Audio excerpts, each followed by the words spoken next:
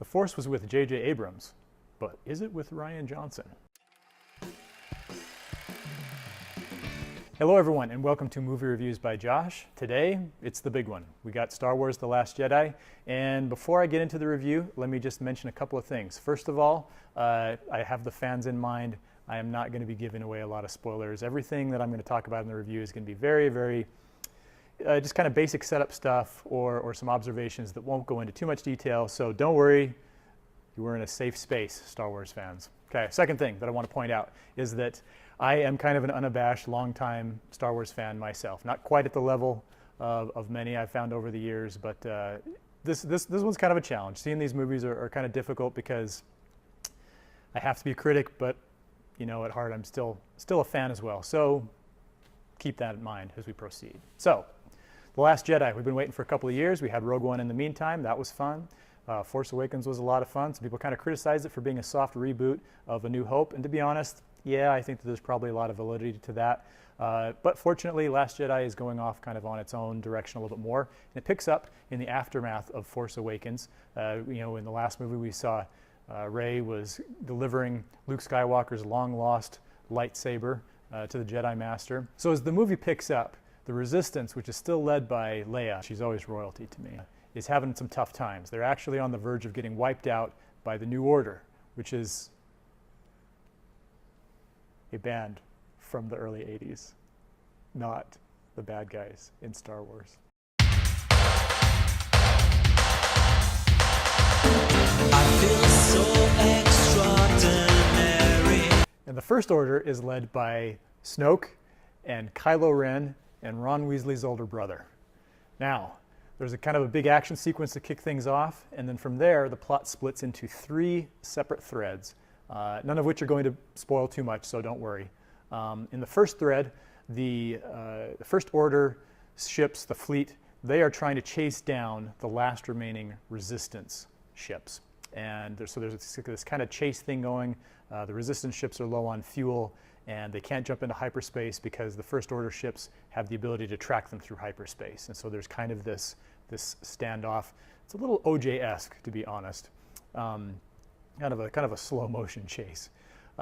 In order to solve that situation, Finn and this new character called Rose take off to find a hacker who they think is going to be able to disable the First Order's ability to track the Resistance. And so while we're spending some time with Poe Dameron and with Leia and with a new character that's played by Laura Dern on the Rebel ships, in the meantime you got Finn and this new character Rose who kind of go to this casino planet to try to find this hacker. So there's 2 different threads going on there. In the meantime, Rey is trying to convince Luke to come out of retirement and to come and save the Resistance. But Luke isn't into it. He's not really crazy about the whole idea. He's still having a tough time because of the fallout from what happened with Kylo Ren.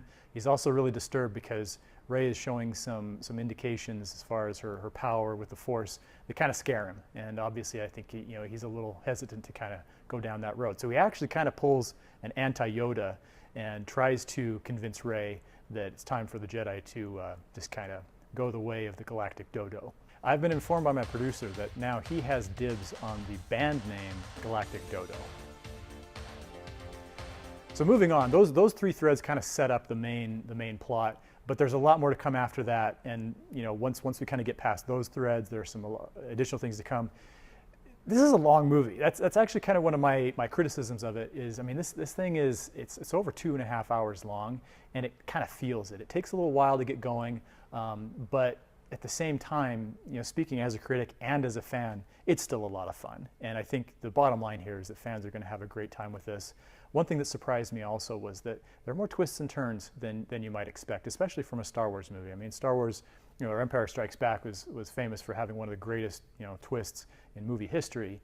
But outside of that, there aren't a whole lot, in terms of those kind of twists and revelations. There's some fun stuff going on in here, and there are, I would say, at least 2 or 3 moments that are really some kind of fun signature Star Wars, cheer in the theater type moments that are going to please the fans and going to make things entertaining. So it's not a perfect movie. I mean, there's a lot of humor, and sometimes there's maybe a little too much humor.